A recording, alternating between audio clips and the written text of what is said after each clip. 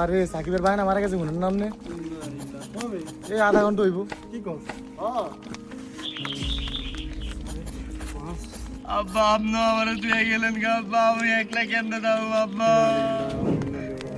সকালে না ট্রেন নিলে আমার তুমি হাসপাতাল দেবে কি আল্লাহ মাল্লাহ লয়ে গেছে আরে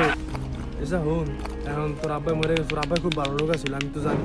ভাই কিন্তু ভালো লোক ছিল এলাকার মধ্যে নামটা ছিল মোটামুটি এখন তুই ফলো যদি হেয়ার মিলাদ না পড়াস ইস সন্দেহ ব্যাপার না সাতদিন একটা খরচ না করে কাকা আপনি অনি এটা লইছেন কানলে কি একটা রফা দফা হইব আল্লাহ মাল্লাহ লয়ে গেছে আর তোর আব্বা মসজিদে কি তুই মিলাদ পড়াবি নামলে কি পড়াইতি তুই তো তোর আব্বার হাসপাতালে টিয়ে নে মিলাদ পড়াবি কিন্তু টাকাতে তাহলে 40,000 টাকা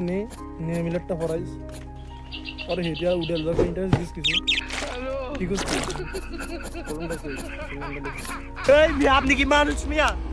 বাপ মতো 1 ঘন্টা নাম নাইছেন 4 দিনে 40,000 টাকা লই আমি তাও ইন্টারেস্ট দিতাম আমনেরে মিয়া মতের নাম নে আমনেরে মার তলে নিব না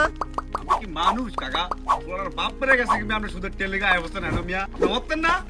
আমরা কোনো কথাই কইন না কাকা আমরা জান আপনি কি সুঙ্গা মরবেন না আপনার পোলারে আমি টাকা দিয়া কমু এই সুদের টাকা দিয়ে তোর বাপের লাগে রাফনে কাপন কি কি ওরা কি কইতাছে লাস্টের সামনে কি কই ওরা এটা কি সুদ নাকি ইন্টারেস্ট তোমার লগে আমার কথা বলা ভাষণ মরা মানুষ তবে তোমরা যে বিষয়টা দ্বারা খারাপ করছো বুঝছো